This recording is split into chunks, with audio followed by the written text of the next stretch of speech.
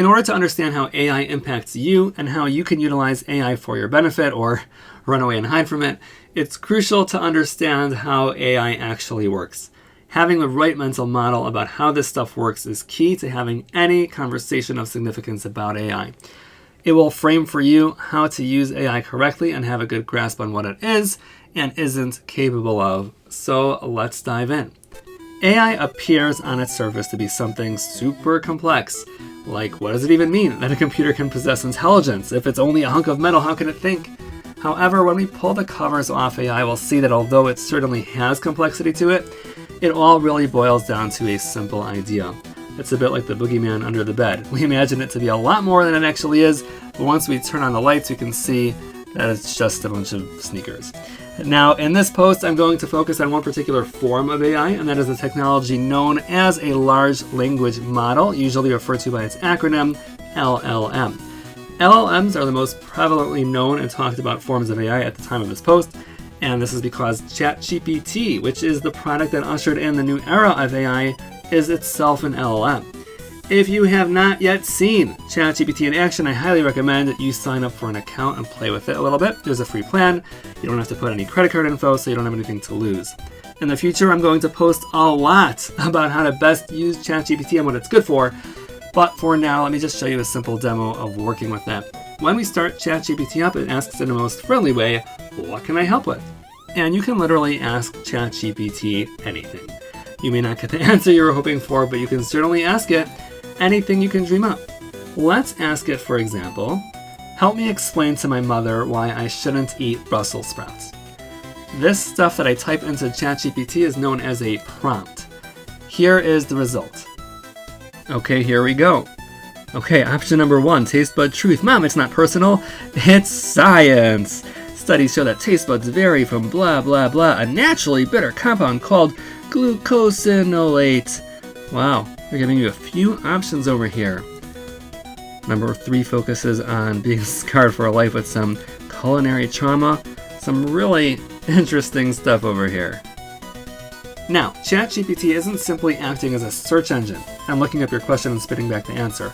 If we try to search for some of the response text in Google, it won't necessarily turn up.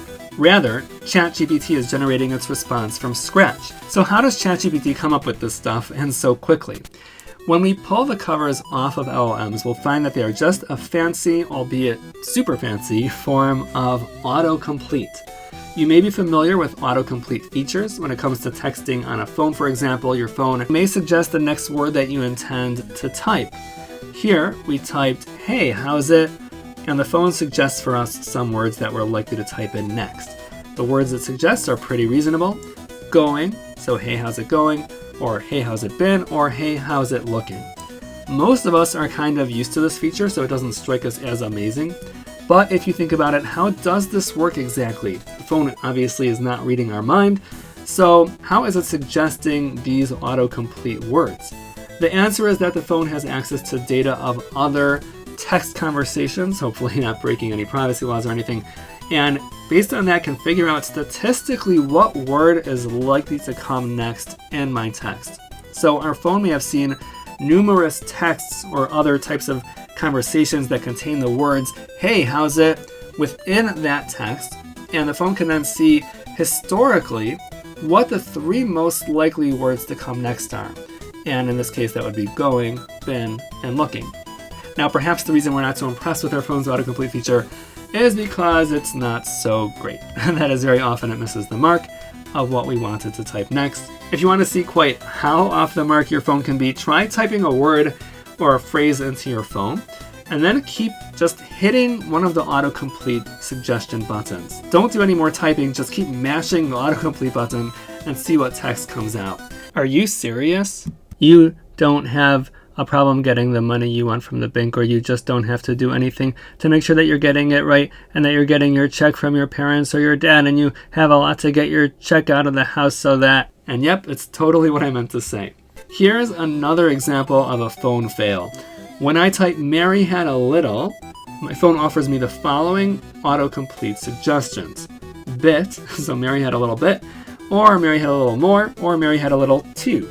To be fair though, I'm not sure how often people text nursery rhymes to each other, but obviously here I was hoping to at least get the suggestion of Mary Had a Little Lamb. Now let's see what happens when we put this same prompt into ChatGPT. So let's type, please complete the following sentence. Mary had a little. This time I get the result I was hoping for. Now here's the reason why ChatGPT works so much better than my phone. I'm not sure what data my phone is using to predict the next word, but ChatGPT is using like the entire internet, or a huge bulk of it. In other words, ChatGPT has read a huge portion of the internet, and also libraries of books, and a ton of other documents as well. So based on everything that ChatGPT has read, it now uses all that data to predict my next word. More specifically, ChatGPT does the following. ChatGPT has seen, just to make up a simplified example, let's say 9 websites that contain the Mary Had a Little Lamb nursery rhyme. But perhaps it read some other chat history which said Mary had a little too much to eat. So now, reasons ChatGPT, when a user asks it to guess the next word after Mary had a little, based on the statistics of past data, since there were 9 websites that said Mary had a little lamb, that means there's a 90% chance that the next word is a lamb. But there is one website that said Mary had a little too much to eat. So there's a 10% chance that the next word we're looking for is two. Mary had a little too. And so ChatGPT goes with the odds and supposes that the next word should be lamb. Note that ChatGPT isn't only looking at the word little and guessing what word comes next. After all, if in some other context they wrote the word little, it's highly unlikely that the next word would be lamb. Rather, ChatGPT is taking the entire context into consideration. That is, when taking into the context the entire phrase, Mary had a little, then it's likely that the next word statistically will be lamb. And that's it. This is how ChatGPT and all other LLMs work. Sure, there's more nitty-gritty detail to it, but at its core, an LLM is just an autocomplete machine that uses other data, such as previously written books and articles, to statistically predict the next word. What makes ChatGPT so powerful, though, is the fact that it has seen so much data. After you've read, say, the entire internet, you have a really good sense of what the statistics are for a next word to suggest. Now, the example I just used most recently was one where I asked ChatGPT to perform an autocomplete. That is, I asked it to predict the next word in a sentence. But in truth, when we simply chat with ChatGPT, which is the normal, typical way of using it, it's doing the exact same thing. It's using autocomplete to complete its sentences and paragraphs. So let's jump back to our first chat example, where we asked ChatGPT to help me craft an explanation for not eating Brussels sprouts. What's going on here under the hood is also autocomplete. However, instead of me explicitly asking ChatGPT to complete a sentence, ChatGPT is autocompleting what would come next after my prompts to it. So that is, imagine that somewhere on the internet there was a chat where one person posted, "Help me explain to my mother why I shouldn't eat Brussels sprouts." Someone else may then have replied saying, "Explaining your dislike for Brussels sprouts, blah blah," and so on. And so ChatGPT is simply auto-completing this conversation. If there was such a conversation, what are the words that would come next? Now, it's not necessarily the case that there ever was in the history of the internet an actual conversation such as this about Brussels sprouts exactly in this way. However, there is enough similar content on the web out there so that ChatGPT is able to extrapolate and still guess statistically what words should come next in this chat conversation.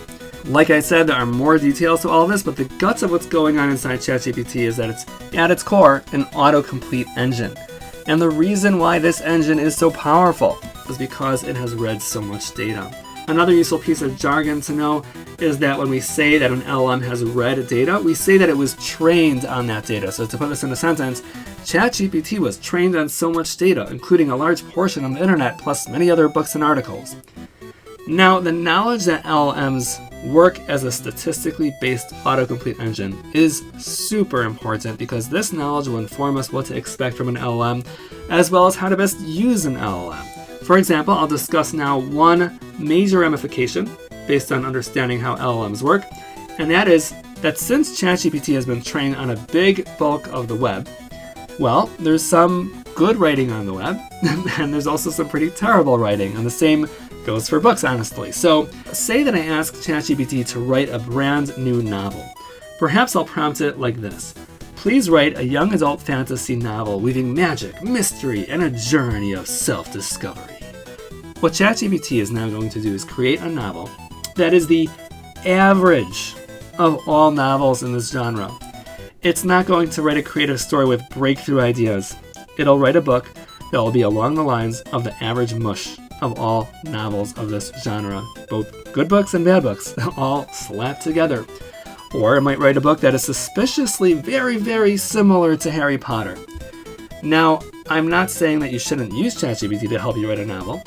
Armed with the right set of tricks and tips, which I'll cover in the future, ChatGPT can be immensely helpful in such an endeavor. However, based on your newfound knowledge about how LLMs work, you now know that ChatGPT won't output a great novel when we prompt it simply in this way.